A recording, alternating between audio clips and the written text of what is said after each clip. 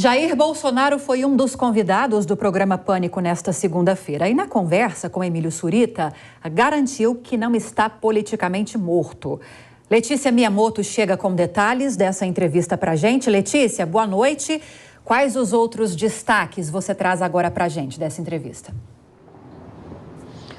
Oi, Lívia. Bolsonaro criticou juristas, afirmou ser vítima de uma suposta perseguição e também comentou sobre o futuro da política brasileira.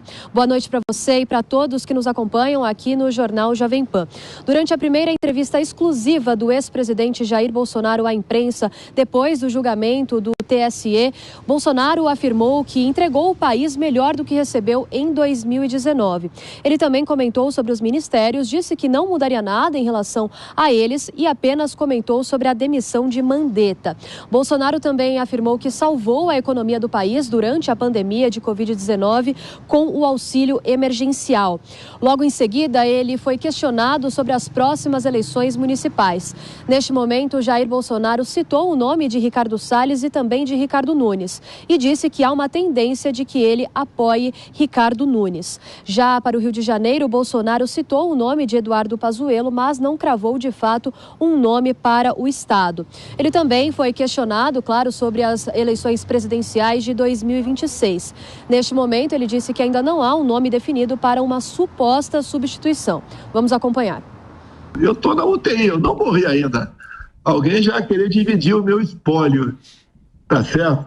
Agora, o que eu vejo aqui, nomes nacional, né? Não tem um nome ainda com conhecimento do Brasil todo para fazer o que eu fiz ao longo desses 4 anos.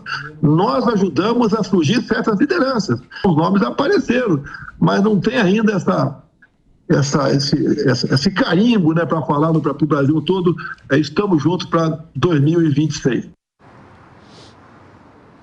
Depois de ter sido condenado à inelegibilidade pelo Tribunal Superior Eleitoral por abuso de poder político e também uso indevido dos meios de comunicação, a defesa de Jair Bolsonaro aguarda a publicação da decisão da Corte para então seguir com os procedimentos jurídicos. Ao comentar sobre os ataques de 8 de janeiro, Bolsonaro foi incisivo ao afirmar que o Partido Liberal não tem qualquer relação com estes atos. Logo em seguida, também ele foi questionado se ele teme sobre a própria liberdade. Então, Bolsonaro respondeu que não há motivo para ele ser sequer investigado. Vamos acompanhar.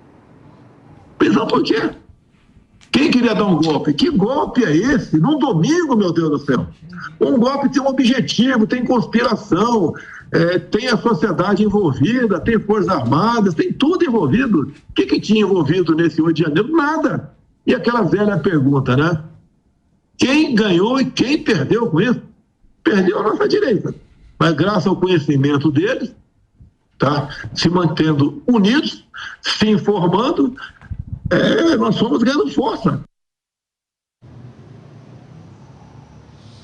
Bolsonaro também criticou a solicitação, o pedido do Ministério Público Federal para cassar as concessões públicas da Jovem Pan. E logo em seguida questionou se alguém estaria por trás dessa solicitação. Por fim, Bolsonaro afirmou que as ideias que ele sempre defendeu devem continuar a serem apoiadas pelos parlamentares. Nós seguimos acompanhando os desdobramentos desses assuntos citados pelo ex-presidente durante a entrevista, durante a tarde de hoje à Jovem Pan News. Lívia.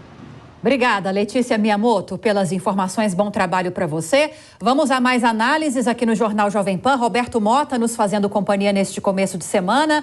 Mota, bem-vindo. Boa noite a você. Bolsonaro disse que está na UTI, mas politicamente não está morto ainda.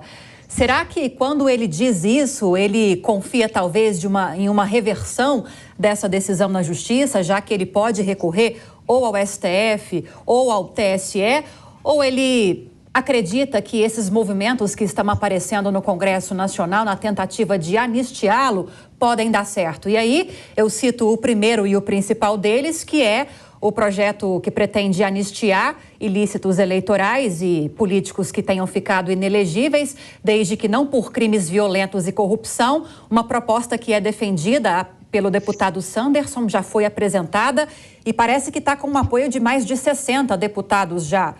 Será que ele acredita, confia que isso pode ser um caminho para que ele deixe a UTI política? Boa noite, Lívia. Boa noite, nossa audiência. Eu participei dessa entrevista, Lívia. Eu não consigo responder exatamente essa pergunta que você está me fazendo.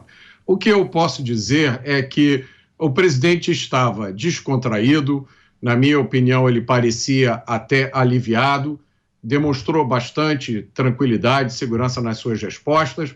Eu, inclusive, perguntei a ele o que ele teria feito de diferente se ele pudesse voltar no tempo até 2018. E ele disse que talvez ele fosse um pouco menos explosivo em determinados momentos. Eu também perguntei sobre as bandeiras que ele defendeu durante o seu governo, né? A bandeira da liberdade, de um Estado menor, a bandeira do combate ao crime e da autodefesa armada, que era a mais polêmica de todas.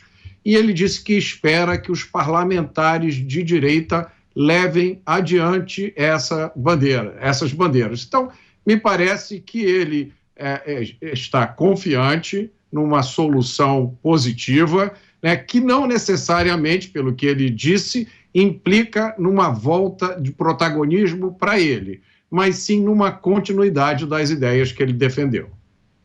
Dora Kramer, quero te ouvir também a respeito disso, porque Bolsonaro evitou de defender algum substituto para disputar as eleições de 2026, as eleições presidenciais.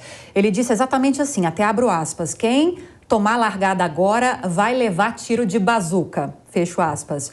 A gente sabe que há um movimento de lideranças de centro-direita e de direita que apoiam muito o nome do governador aqui de São Paulo, Tarcísio de Freitas. Mas Bolsonaro está, por enquanto, mais reservado em relação a isso. Correta essa postura? Realmente, se ele defender alguém agora, pode ser que esse nome fique queimado lá na frente? Exatamente. Qualquer pessoa que saia agora, que assuma, por exemplo, o governador de São Paulo, que é tido como o predileto, né, para substituir o Bolsonaro, evidentemente que ele não pode, porque o ex-presidente está certo quando ele diz quem sair agora vai levar tiro de bazuca.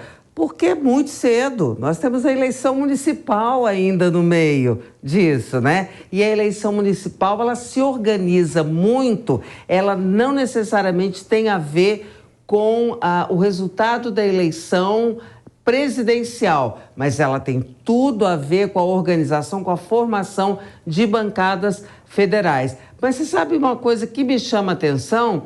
Porque o ex-presidente, ele não perdeu os direitos políticos, ele perdeu o direito de se candidatar. Então, quando ele mesmo se coloca na UTI e faz essa referência, ainda não morri, eu acho que ele se coloca muito próximo de estar fora do jogo, sabe? Esses termos, estou na UTI, ainda não morri. Não, ele pode perfeitamente ter uma atuação, porque ele pode ter filiação partidária, pode votar, só não pode ser votado, mas ele pode atuar na política e não necessariamente, aliás, não necessariamente, não está nem de longe morto politicamente. Tanto é que as pessoas podem não querer como candidato, mas querem muito e dizem isso a toda hora como cabo eleitoral. Ora, alguém que é querido como cabo eleitoral quer dizer que é alguém que tem capacidade